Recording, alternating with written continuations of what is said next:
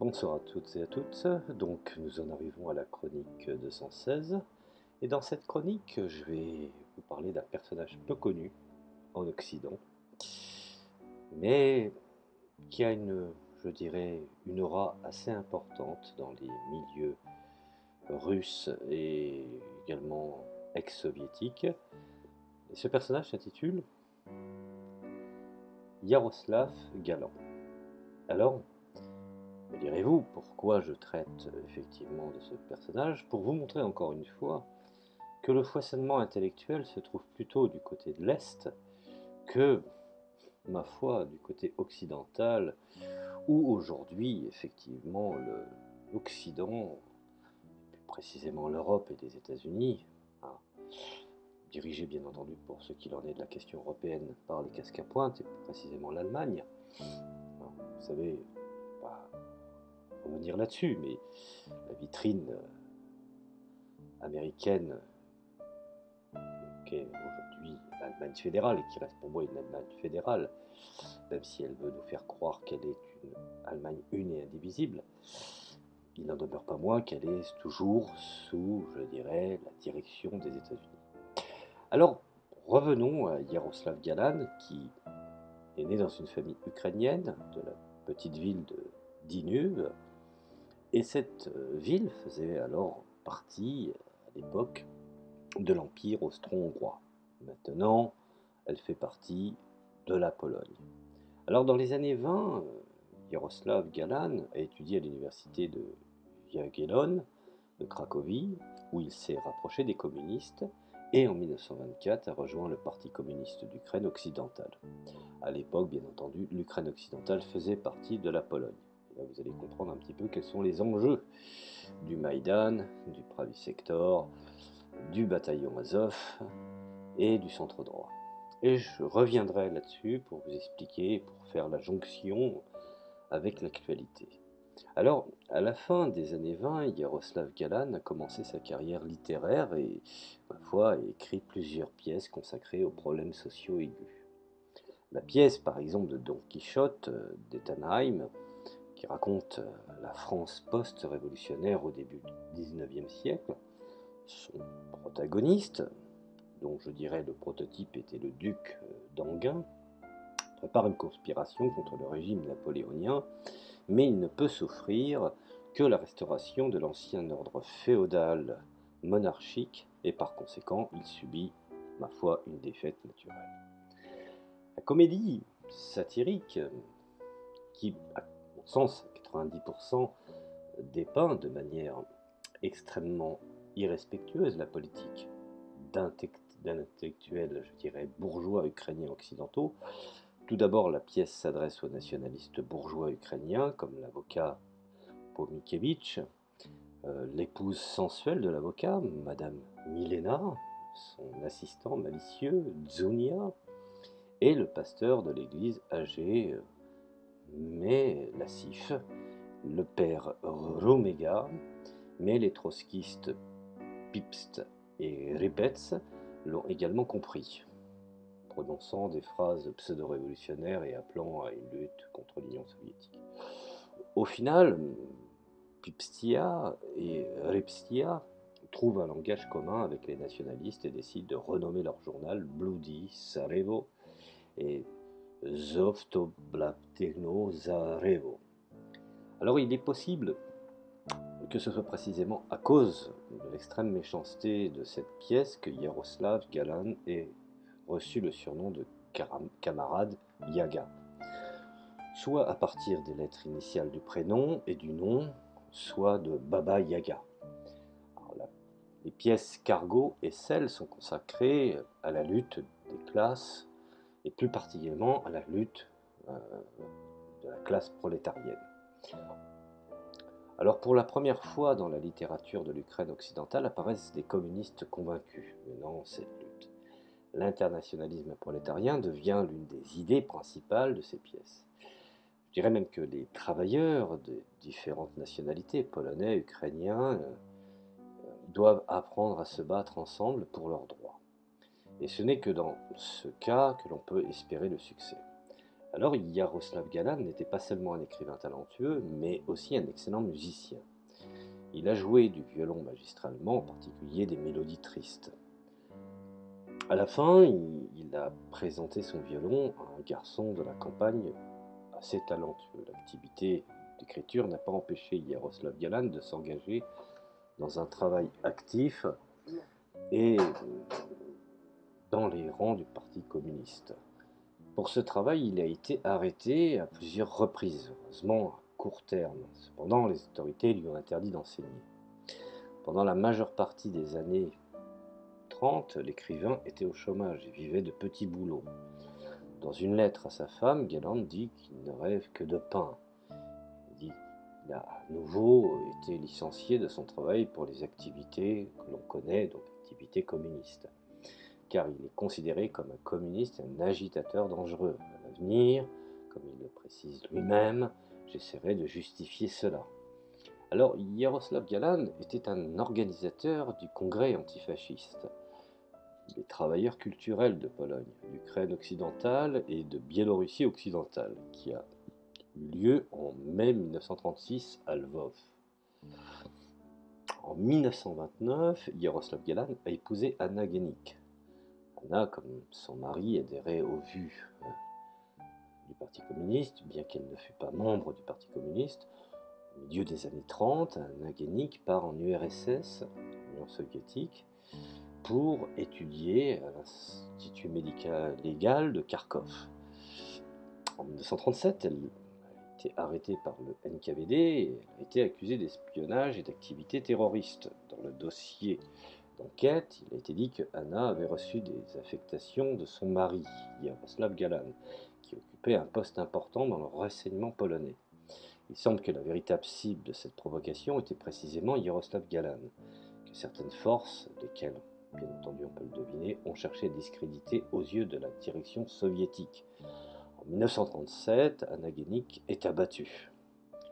En 1939, l'Ukraine occidentale est devenue une partie de l'URSS. Yaroslav Galan est devenu un citoyen de fait soviétique. Personne n'a rappelé le mythe de son travail dans le renseignement polonais. Car effectivement, cette fausse information qu'ont fait courir les nationalistes a eu malheureusement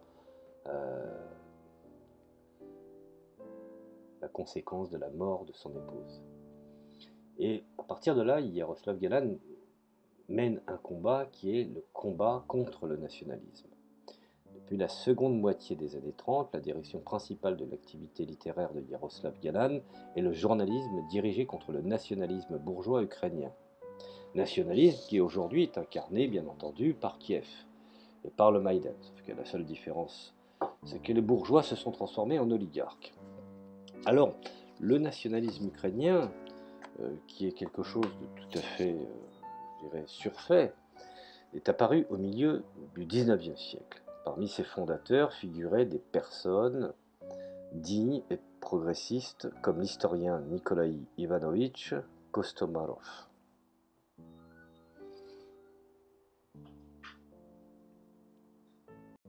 De 1817 à 1885. Sans oublier bien entendu le poète Taras Grigorievitch Shevchenko de 1814 à 1861. Peu à peu, cependant, le nationalisme ukrainien commence à se transformer en un mouvement anti-russe. Bien entendu, on peut classifier ce mouvement naissant comme étant réactionnaire. Entretenu et nourri par l'Allemagne et l'Autriche-Hongrie. Tiens, l'Allemagne, qui encore aujourd'hui nourrit effectivement le nationalisme bandériste. Donc Stepan Bandera fut effectivement non seulement un nazi, mais en ayant porté également l'uniforme. Alors, les couches privilégiées de la population allemande et autrichienne-hongroise considéraient les Ukrainiens comme des citoyens de seconde zone. La même chose que les Russes. Donner un cochon russe pour un cochon acheté a ses 25 marques. écrit un officier allemand, du roman La Garde blanche de Mikhaïl Afanasseyevitch Bulgakov. Dans un reçu délivré à un paysan, néanmoins, l'Allemagne et l'Autriche ont soutenu les nationalistes ukrainiens. Rien finalement a vraiment changé aujourd'hui. Et surtout, l'Allemagne et l'Autriche, à l'époque l'Autriche-Hongrie bien entendu, ont eu l'espoir d'arracher l'Ukraine à la Russie et de la transformer en une source, je dirais, d'intérêt. Et surtout de main-d'œuvre bon marché, cela vous rappelle rien? C'est ce qu'aujourd'hui souffrent les gens de Kiev. L'Ukraine occidentale, à mon sens, où son système a été volontairement ruiné, les Ukrainiens aujourd'hui sont devenus soit des immigrés, ou soit effectivement des gens en mal de précarité. Alors même s'il existe un État ukrainien officiellement indépendant, ce projet a été presque réalisé en 1918-1919, mais il n'a pas fonctionné. La majeure partie de l'Ukraine est devenue une partie de l'URSS et l'Ukraine occidentale est devenue une partie de la Pologne. En 1929, lors d'un congrès tenu à Vienne, plusieurs organisations nationalistes se sont unies pour former l'Organisation des nationalistes ukrainiens, l'OUN. Alors l'OUN a déclaré la guerre à l'URSS et même à la Pologne, qui furent, ma foi, ses principaux ennemis. Dans cette situation, l'Allemagne s'est avérée être un allié de taille naturelle depuis 1933 et, ma foi, elle est devenue fasciste. Alors l'idéologie du nationalisme ukrainien n'était pas très différente de l'idéologie fasciste dont 1926, ouvertement et avec fierté, il clamait « Je suis un porc et j'en suis fier ».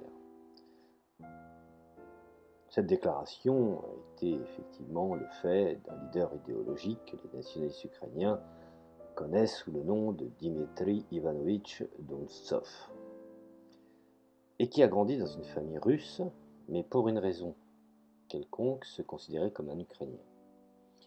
Un autre adversaire de l'écrivain est l'Église uniate.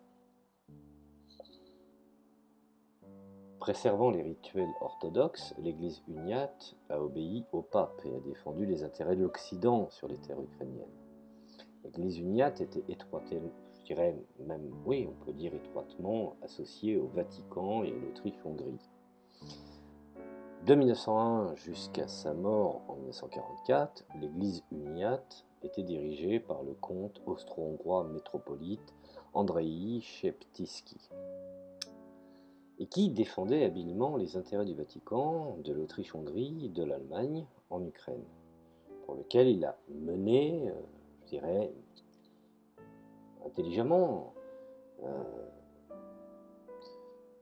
une certaine guerre en sous-sol, mais ma foi, il a été arrêté par les autorités polonaises, et cependant, pas pour très longtemps, semble-t-il. Alors après le début de la Grande Guerre patriotique, Szeptyszky a rencontré le chef de l'aile radicale des nationalistes ukrainiens, Stefan, et là on y arrive, Stepan Andreevitch Bandera, et l'a béni pour combattre les bolcheviks impies. Et le 23 septembre, bien entendu, 1941, lorsque les troupes allemandes s'emparent de Kiev, métropolite envoyait un télégramme à Adolf Hitler. Alors je cite, « Votre Excellence, en tant que chef de l'Église gréco-catholique ukrainienne, je transmets à Votre Excellence mes sincères félicitations pour la prise de la capitale de l'Ukraine, la ville au dôme d'or de Dniepr, Kiev. Nous considérons comme le commandant invincible de l'incomparable et glorieuse armée allemande. La cause de la destruction et de la rééradication destruction du bolchevisme que vous, en tant que Führer du Grand Reich allemand, avez pris comme objectif dans cette campagne, offre à votre Excellence la gratitude du monde chrétien tout entier. L'Église gréco-catholique ukrainienne connaît la véritable signification du puissant mouvement du peuple allemand sous votre direction. Je prierai Dieu pour la bénédiction de la victoire qui sera la garantie d'une paix durable pour votre Excellence, l'armée allemande et la nation allemande avec un respect, somme toute, particulier. Je crois que il n'y a pas besoin de rajouter. On peut dire que ce texte n'a pas besoin de commentaires.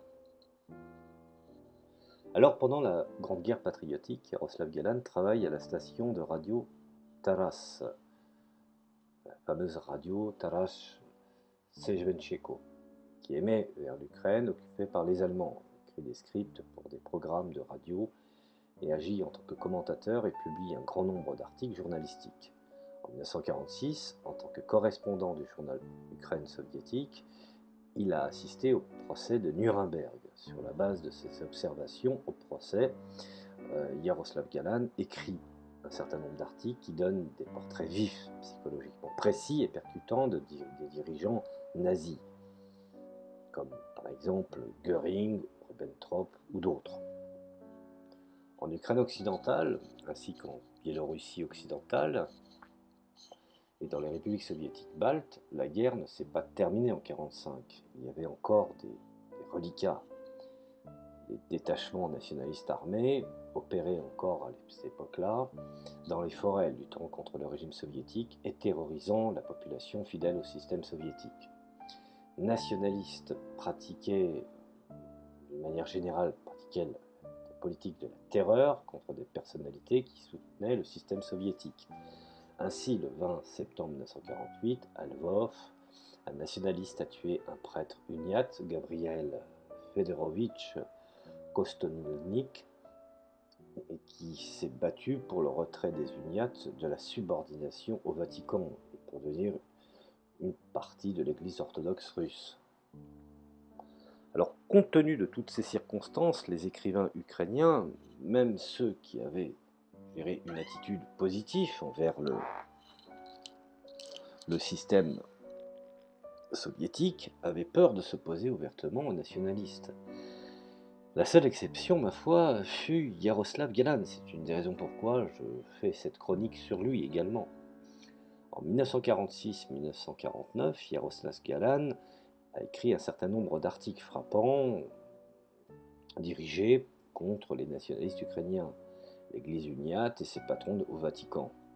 Les titres de ces articles parlent d'eux-mêmes, de l'intransigeance de l'écrivain, visage au service de Satan, le père des ténèbres et ses sœurs, les idoles du Vatican en soif de sang, crépuscule des autres dieux.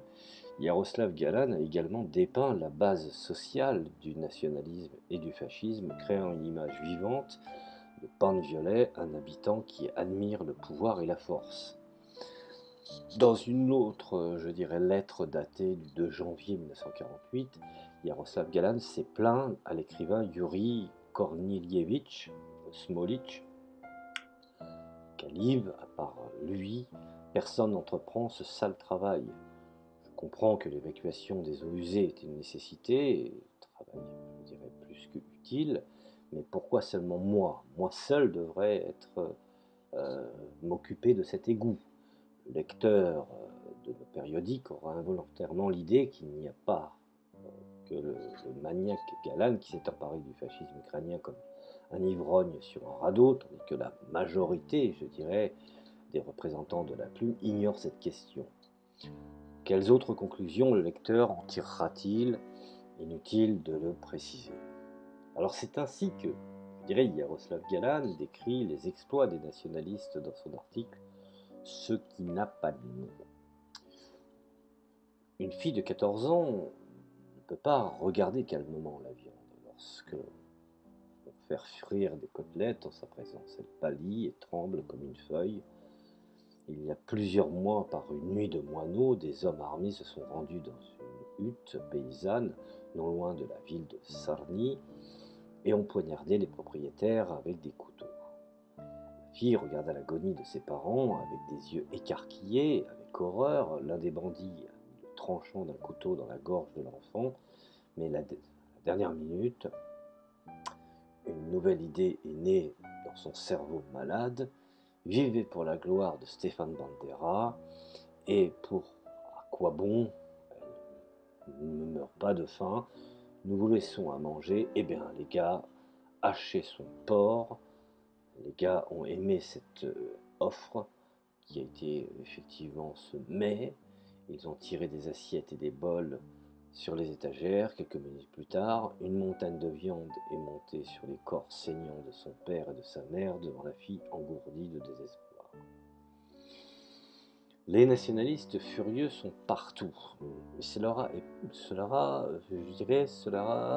aurait pu se produire après 1991, dans l'une des républiques formées sur le territoire de l'ex-Union soviétique, que ce soit la République populaire de Lugansk ou la République populaire de Donetsk. Par conséquent, ces articles de Yaroslav Galan restent non seulement modernes aujourd'hui, mais d'actualité.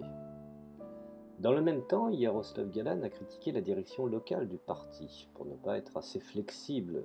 Dans une lettre au comité central du Parti communiste d'Ukraine, datée du 11 septembre 1949, Yaroslav Alexandrovitch a écrit « Malheureusement, nous devons admettre qu'à l'université de Lviv, les professeurs de la faculté de droit, de physique, de mathématiques et de géologie lisent leurs cours principalement en russe.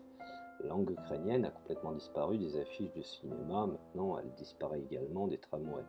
À première vue, il peut sembler que ce sont des bagatelles, mais ces bagatelles font aussi de la politique et alimentent, ma foi, les nationalistes. » Alors Yaroslav Galan a également critiqué les excès de la mise en œuvre trop hâtive de la collectivisation en Ukraine occidentale. Sa position rappelle à bien des égards la position de Mikhail Alexandrovitch Sholokhov au début des années 30. Alors la relation de Yaroslav Galan avec le parti local et la direction de l'État à Lviv était plutôt compliquée, mais l'écrivain avait un fort soutien à Moscou. Et je dirais même, n'hésitons pas à le dire, il fut apprécié sur toutes ses œuvres par Joseph Staline. Alors le Parti communiste d'Ukraine occidentale, dont Yaroslav Galan était membre, faisait partie du Parti communiste de Pologne, qui a été dissous par décision du Comintern en 1939. La vraie raison de cette dissolution était apparemment les sentiments nationalistes inhérents à une partie des communistes polonais et faisait craindre la direction soviétique. Par conséquent, dans les années 40, Yaroslav Galan a été répertorié comme non partisan. Il n'a pas cherché à rejoindre le PCUS, donc le Parti communiste d'Union soviétique, comme on l'appelait alors. Et non, je dirais sans raison, en croyant en tant que publiciste formellement non partisan, exposant son point de vue personnel, il apportait davantage, car Galan s'opposa beaucoup plus durement aux nationalistes ukrainiens qu'à la doxa soviétique officielle. Néanmoins, en 1949, peu de temps avant sa mort, l'écrivain rejoint le parti. Parallèlement au journalisme politique, Yaroslav Galan a continué à écrire des pièces de théâtre. En 1947, il écrit Under the Golden Eagle, qui raconte l'histoire de personnes déplacées qui ont été emmenées hors du RSS pendant la guerre et qui se sont retrouvées dans un territoire occupé par les troupes américaines. Les héros de la pièce se battent pour avoir l'opportunité de retourner dans leur patrie. En 1949, au cours des derniers mois et semaines de sa vie, Yaroslav Galan a écrit sa pièce la plus puissante, Love at Down. Une fois le secrétaire du comité régional du parti Lviv, Ivan Samoïlovitch Groustevski, a rencontré l'écrivain, et ce fut une histoire importante de sa vie. Une fois, il est arrivé dans le village isolé et est entré dans une maison du président du conseil local du village, un ancien communiste clandestin. Une conversation sérieuse a commencé entre eux. Je cite. Vous avez un agent très dangereux des nationalistes, a déclaré le secrétaire. À cause de lui, des gens meurent chaque jour. L'agent doit être neutralisé dès que possible. Essayez de nous aider. D'accord, dit le président du conseil du village. Je vais essayer de faire quelque chose. Et il est allé dans la pièce voisine. Une minute plus tard, deux coups de feu ont retenti. Le secrétaire du comité régional a ouvert la porte et a vu le président avec un pistolet à la main. Sa fille, morte, gisait par terre. L'agent ennemi est parti, a déclaré le président. Triste situation. Alors une histoire similaire, comme nous nous en souvenons, a été décrite par Nicolas Valiésévitch Gogol dans l'histoire de Taras Bulba et plus tard dans le roman de Victor Hugo, 93e année. Probablement ces intrigues étaient basées sur l'histoire du fondateur de la République romaine, Lucius Junius Brutus, décédé en 509 avant Jésus-Christ, et qui a condamné ses fils à mort, qui, je dirais, ont trahi la République. Dans sa pièce, Yaroslav Galan a remplacé sa fille par un fils. Son père était communiste, il était dans les prisons polonaises, et son fils est devenu un traître, un agent ennemi, un meurtrier du commandement soviétique et de sa famille. Mais Yaroslav Galan adoucit le complot de Gogol, le père tire sur son fils, mais la balle manque la cible. Le traître est tué par sa bien-aimée, enseignante Barbara. L'analogue occidental de la pièce de Yaroslav Galan peut apparemment être considéré comme le roman de l'écrivain français Jacques Robert, 1921-1997, Marie-Octobre. Le film français éponyme basé sur ce roman jouit d'une grande popularité en URSS au début des années 60. Les pièces d'après-guerre de Yaroslav Galan ne cadraient pas bien avec les traditions du drame soviétique dès la fin des années 40. Tout d'abord à cause de sa tragédie. En juillet 1949, le pape excommunie Yaroslav Galan de l'Église. Cependant, Galan, en tant qu'incroyant, n'était pas trop bouleversé par cet état de fait. En réponse à l'excommunication, il publie une brochure Je crache sur le pape et a ainsi signé son propre arrêt de mort. L'auteur commence par cet article par des souvenirs sentimentaux d'enfance lointaine. Le 13 juillet 1949, un événement important s'est produit dans ma vie. Le pape Pie XII m'a excommunié de l'Église. Sevré comme un veau et sevré comme une vache, sans avertissement. Vous ne pouvez pas vous éloigner de la vérité. Le conflit entre nous a commencé il y a longtemps, il y a environ 40 ans, lorsque l'actuel Pie XII était un jeune prêtre, Pacelli, et que Pie XII était assis sur le trône sacré.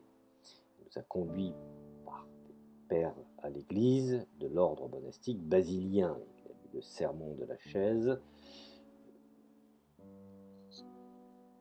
et notre enseignant de la loi de Dieu, basilianine, a exhorté à aimer hautain, de façon, je dirais, très hautain, César François-Joseph Ier et à haïr les moscovites, qui, disent-ils, doivent être purifiés, car considérés par l'Église catholique de l'époque comme étant païens. En même temps, il agita ses poings et se tortilla dans une telle loquacité qu'il sembla qu'il était sur le point de sauter hors des gongs. Cependant, au lieu de frapper les moscovites, le père Pan a préféré nous battre. Écolier, il a battu avec des tiges trempées dans une solution salée, a battu notre père, a battu pour, je crois, il y avait sa propre liste de prix pour un mot manqué dans ce 5e psaume. 5 coups étaient supposés dans le Théotokos. 10 coups, plus ou moins selon l'humeur du père, du catéchisme. Dans le cas particulier important, le père utilise des mesures inquisitoires. Après une flagellation approfondie, il mit le jeune pêcheur dans une bassine remplie d'eau glacée. Et pendant longtemps, j'ai réussi à éviter la main droite punitive du prélat. J'ai appris la prière par cœur et je pourrais nommer les 10 commandements même dans un rêve. Malgré cela, c'était à mon tour. Une fois, le père m'a demandé pourquoi appelons-nous le Saint-Père Pie. La réponse était parce que le Saint-Père aime boire. avant que j'ai eu le temps de récupérer mon ventre. De récupérer, mon ventre était sur un genou monastique. Et le bâton sacré imprimait les 10 commandements sur mon corps. Le Seigneur ne m'a pas accordé d'humilité, c'est probablement pourquoi, rentrant chez moi, j'ai dit à ma mère, depuis l'embrasure de la porte, je crache sur le pape. Personne sauf ma mère n'a entendu cela, mais apparemment, le Dieu qui voit tout a rapporté à son gouvernement romain, depuis lors, l'Église gréco-catholique, qui a commencé une guerre froide contre moi. Première tentative infructueuse de Yaroslav Galan a été commise en début octobre alors que les écrivains se promenaient le soir et dans le parc de Lviv, des inconnus lui ont tiré dessus et Yaroslav Galan n'a pas été blessé. Les tireurs ont réussi à s'échapper. La deuxième tentative, ma foi, l'a conduit à la mort. Alors, Yaroslav Galan était une personne simple, accessible. Pour lui, comme pour un membre du conseil municipal, les électeurs revenaient souvent directement chez eux avec des demandes. L'écrivain n'avait jamais refusé de rencontrer et a fait de son mieux pour les aider. Les terroristes ont profité le 24 octobre 1949 sous l'apparence de pétitionnaires, militants nationalistes, Mikhail Stachour et Hilary Loukachevitch se sont rendus à l'appartement de l'écrivain munis d'une hache et l'ont massacré. Les assassins de l'écrivain ont été arrêtés, mais pas aussi rapidement que l'époque l'aurait souhaité, et ont subi une punition bien méritée. Et de nombreuses années plus tard, dans temps s'importe, par le décret du président de l'Ukraine, Viktor Andreevitch Yushchenko, décret de numéro 75 du 28 janvier 2010, Stachour et Loukachevitch, ainsi que d'autres personnalités similaires, ont été reconnus comme des combattants de l'indépendance de l'Ukraine et des héros nationaux. C'est pour ça que je reste très méfiant sur tous les dirigeants, y compris ceux qui nous a prétendument vendus pro-russes. Je pense que depuis que l'Ukraine est devenue indépendante, le fiasco avait commencé. A commencé bien entendu par la révolution orange. Alors les traditions d'une lutte implacable contre les nationalistes ukrainiens établies par Yaroslav Galan se sont poursuivies après sa mort. Le principal successeur de l'œuvre de Yaroslav Galan était son ami écrivain Vladimir Pavlovitch Balaïev.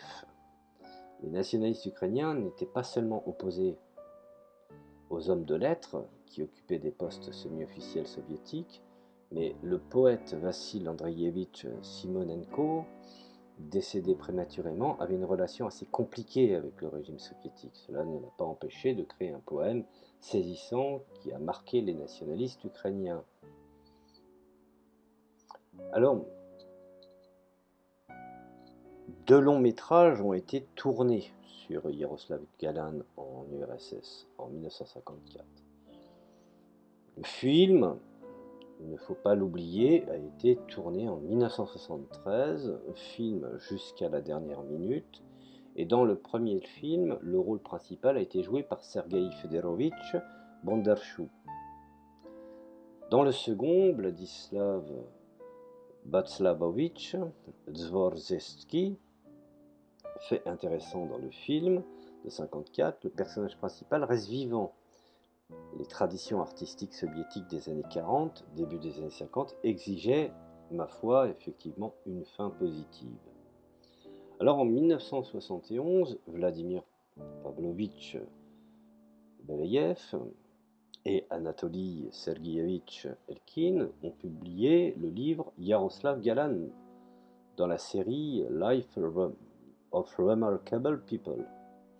Certains historiens et écrivains au service du gouvernement ukrainien moderne ont mis en circulation une version selon laquelle Yaroslav Galan a été tué non pas par des nationalistes ukrainiens, mais par les services spéciaux soviétiques.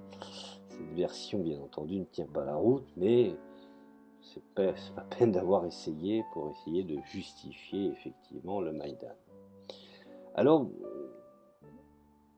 Pourquoi les services spéciaux soviétiques tueraient-ils un écrivain, déjà, surtout quand il est acquis à leur cause, et qui plus est, était apprécié par Joseph Staline.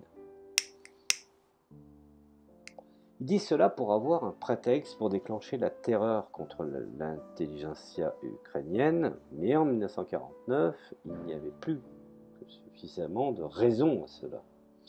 Il y avait une guerre en Ukraine occidentale, il y avait tout lieu de considérer les intellectuels à l'esprit nationaliste comme les complices de l'ennemi, et c'est ce qu'ils furent finalement au fond.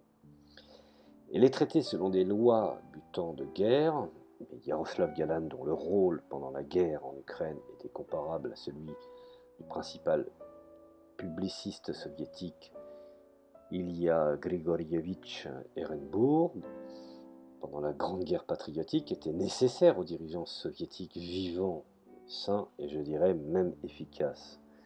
Alors l'idée que les organisateurs du meurtre de Yaroslav Galan étaient les autorités locales de Lvov ne résiste pas non plus aux critiques. Leur relation avec l'écrivain était plutôt compliquée, mais tout travailleur de la nomenclatura soviétique ne pouvait s'empêcher de comprendre qu'un tel acte terroriste majeur serait inévitablement suivi de graves conclusions organisationnelles. Même s'il n'était pas possible, je dirais, d'identifier le lien des dirigeants avec le meurtre, ainsi, après la mort de Yaroslav Galan, le premier secrétaire du comité régional du parti de Lviv, Boris Andronokovitch Koval, a été démis de ses fonctions. Et je pense que le chef du département régional de Lviv, du ministère de l'Intérieur, a également dû quitter son poste. Il y avait de très bonnes raisons de penser que ce n'était pas dans l'intérêt, je dirais, des dirigeants locaux. Alors les autorités ukrainiennes modernes et leurs hommes de main, parmi les travailleurs culturels, ont une haine, je dirais, intrinsèquement presque animale dès qu'ils entendent le mot Yaroslav Galan. En 1992, un monument à l'écrivain a été démoli à Lviv. Son nom a été supprimé de l'histoire officielle et de la littérature ukrainienne.